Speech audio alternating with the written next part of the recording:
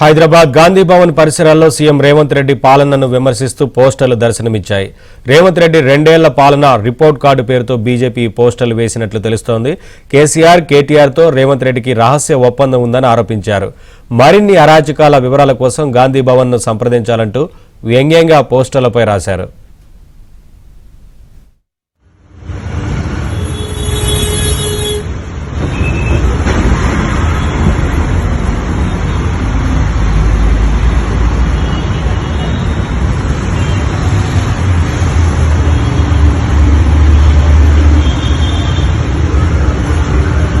కేసీఆర్, కేటీఆర్తో రేవంత్ రెడ్డికి రహస్య ఒప్పందం ఉందని ఆరోపించారు. మరిన్ని అరాచకాల వివరాల కోసం గాంధీ భవన్ను సంప్రదించాలంటూ వ్యంగ్యంగా పోస్టర్లపై రాశారు.